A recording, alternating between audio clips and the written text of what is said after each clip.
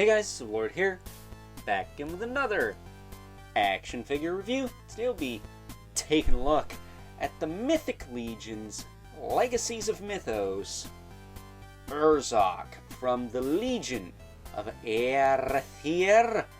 That said, this of course is brought to us by the fine folks over at Horsemen Studios, and yes, of course, yours truly, being the total YouTube pleb that he is, got in on the in-stock sale when these guys went live back in September and picked myself up both this guy and the almighty Otho because, well, this channel requires content, and while I can keep pulling old crap out of my keister, this content isn't gonna make itself forever. So, I bit the bullet, I picked these up, and I have to say,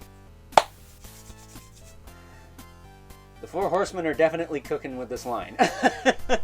Never thought I'd say that on this channel, but yes, they are definitely doing some really awesome stuff with this Legacies and Mythos line so far, and I feel like it's only going to get better because Wave 2 is going to have somebody from the Congregation of Necronominus, my favorite faction, in it. Wave 2, we had to wait 4 years to get Necronominus himself.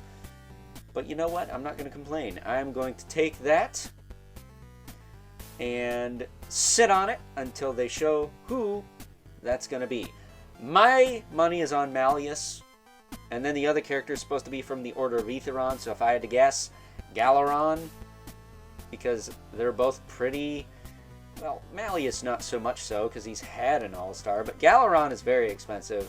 Malleus has just been out of syndication for a while. He came out, gosh, 2021? Winter of 2021? I got a review of him on this channel. That's how old he is. But at any rate, we're not talking about that. We're talking about Urzokk, who is a character that wasn't really on my radar. I wanted him because he was a bad guy. He was an orc. He's cool looking. He's got the skull face paint, yada yada yada. But he wasn't one that I was like, oh, I gotta have that or I will die, unlike all you crazy fools with Otho. But I have to say, having him in hand, at least with these new parts, holy shiitake mushrooms Batman, this figure is freaking awesome. So, with that being said, why don't we cut right to the chase and get into the meat and taters of this review and take a look-see at all Urzokk, which sounds like a burp, just like Urzokk, the last orc we looked at, which was months ago at this point. I don't do a lot of Four Horsemen videos, you know, throughout the year, unless a wave comes and then you get a marathon for like a week. That's how it rolls. But at any rate, we do have a couple of alt heads. We have on him, pissed off, more pissed off, and really pissed off. That said, I think I'm going to go with more pissed off. I like the snarling look. I think the roar is a bit much just to be sitting there on the shelf, but I think this in a manila pose will work just fine. Because that's how I pose my figures. I'm rather boring, people. I don't know what to tell you. Now, these videos are where I get to show how crazy I am. Although some people beg to differ, but their opinions don't count right now. We also get this giant Buster Cleaver sword. This thing is gnarly as heck. I love the look of this sword. This is a really sick sword. It's got this wrap here. I don't know if this is like some teeth or something sticking out the bottom, but it is just beat to heck and back, and I love it. I love it, love it, love it, love it, love it. We also get this new axe with this new axe topper piece. Can take this off like so. Almost looks like one of the ogre axes, but I assure you it is not. It's got some wraps there. It's got this dinged up metal blade, and then it's got the handle with some wrappings on it. Once again, almost looks like some bones and stuff on the bottom there. Popping that back on. Just give it a push and a twist, and you're off to the races. There you go. And then we have his shield, which is this big kind of pitted metal shell plate thing. Almost looks like Onslaught from Marvel's shell. Now, one thing I don't understand, well, obviously I understand the frickin' shield handle, I'm not a dunce. What are these for? These big gnarly clip things? Are these so it latches onto the back adapter? I was starting to wonder because you put the handle on and you're kind of stuck. Like, he can't hold it like this. He has to hold it like this at a weird angle, or like this, or even just like this. And even then, I think, I don't know, it's not too tall. So you can't have it like just standing at attention, but I don't know. I would have took these things off. They seem to prohibit what you can do with the shield, but it's the shield. It's fine. Gets the job done. But unfortunately, that's all you get for accessories. You don't get much else other than the figure himself, who of course has pauldrons. He's got a gorget that I believe is new. It's got big gnarly teeth on it. He's got this new harness piece, which might come with the legendary barbarian, but don't quote me on that. I don't have that figure, so I cannot say. But this head, this is his just a regular plain Jane orc head. It's a new sculpt, but he's just kind of stoic there.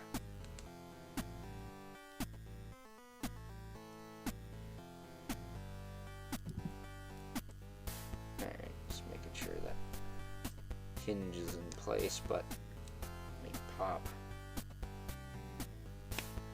the snarling head on. The gritted teeth head. That to me looks like somebody who's gonna kick your ass. I don't know, man. I wouldn't want to mess with this guy. Run into this guy in a dark alley. See who comes out alive. But as far as articulation goes, he does have the disc hinge in the neck, so he can look up.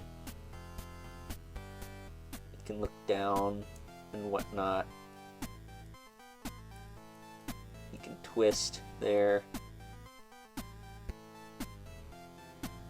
It's regular, like just a ball peg, he can look up quite a bit. So, you know, the gorget's a little tricky to deal with, but you don't really need to worry about it too much. His head gets plenty of play on just the ball peg. So, you know, you can get it to where his head is not buried in this thing. Now, he's got the hinged pauldrons with the shoulders that'll pop out. He's got, I believe, modded Valiant Knight arms. They got different plates over top. You can rotate the arm around. Be mindful of this harness. It does like to ride up a bit and get in the way of things. I just try to pull it back down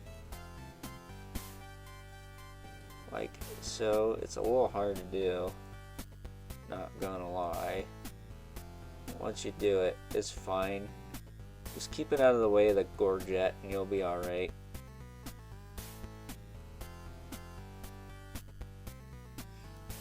Hold on.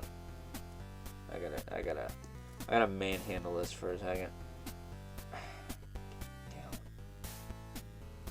Son of a bitch. Trying to push this down. There's like no clearance from my finger to get in there. So I really gotta pull it. There we go. Dang it.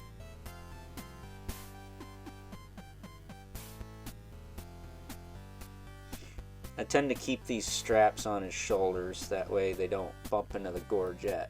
I mean, they're under the pauldron, so who cares, but, you know, that's not typically where you put those. Kitties, that's not typically where you put those.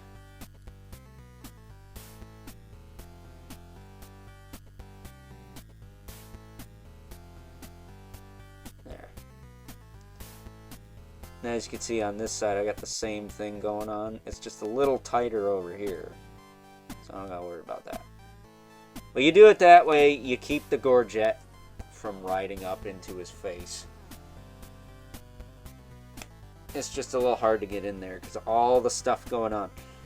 But he does have single-jointed elbows. Single-jointed elbows with rotation. Gauntlet twist, swivel hinge, wrist. This one moves up and down. The other one moves in and out for some stupid reason. I'm not a fan of that. But whatever. I don't know how many Mythic Legions with the wrong hinge for holding weapons, so I guess it's fine. Torso will lean that far back. About this far forward. Does have quite a bit of tilt and rotation as well.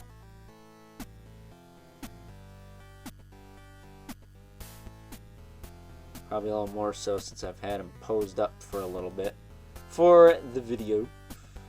His hips will kick forward and back. These are rock solid this time around. I don't know what they did with the hips, but they are really tight. He can, of course, do the splitsies, but I'm not going to push it. He's got a thigh cut. This feels like a giant leg, too. Like, this feels way thicker than a Valiant Knight's leg. I could just be tripping, but yeah. And then he's got a hinged knee with a swivel below the knee. He's got a boot cut this time around. And then he does still have the ball hinged ankles that will rotate, hinge, and pivot. And peg holes at the bottom of the feet. Badass figure. I don't know what to tell you. This guy rocks. He's freaking gnarly as heck. I wouldn't want to mess with him. But at any rate, getting him situated here. I just heard my phone go off. Who is texting me at this hour? It's after 4 a.m. But at any rate, it's time now that we move right along and take a look at some size comparisons. First up, here's good old Urzokk alongside his Legacies of Mythos wavemate, Otho, the infamous Otho, as well as the previous Legion of Aether version 2 we received, as far as I know. Anyways, maybe there was one between then and now. But we have Gorgo Aetherblade from the War of the Aetherblade 2-pack with Attila Leonisir. And I'm going to be honest, after getting good old Urzokk here, this Gorgo is starting to feel a little dated already.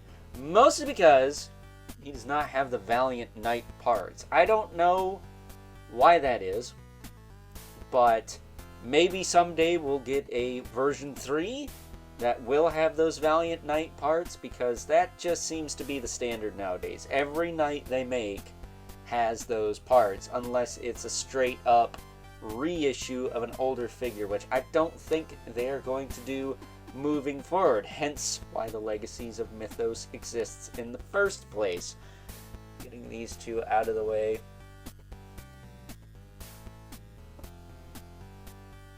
So we can bring in our two regulars. Brother Mandibilith, who I sincerely hope gets this Legacies of Mythos treatment with these new parts that Urzokk is sporting. I think he'd look frickin' sick with those. And we also have the infamous 11 Spawn, who is a little tiny bit taller than Urzokk, but not enough to be towering. So with that being said, it's time now that we wrap things up with some final thoughts. Overall, and despite the lack of accessories compared to his wavemate, the almighty Otho, I'm gonna have to give it to good old Urzokk here for being my favorite in the wave. Shocker, Overlord Productions likes the monster character. Okay, but hear me out on this. This guy gives me hope that whatever the Congregation of Necronominus version 2 is in wave 2 of this Legacies of Mythos line is going to have a lot of these new, chunky, jagged, spiky, just gnarly looking armor pieces slapped onto him. Whether it's Malleus or mascot of the channel, the infamous Brother Mandibilith.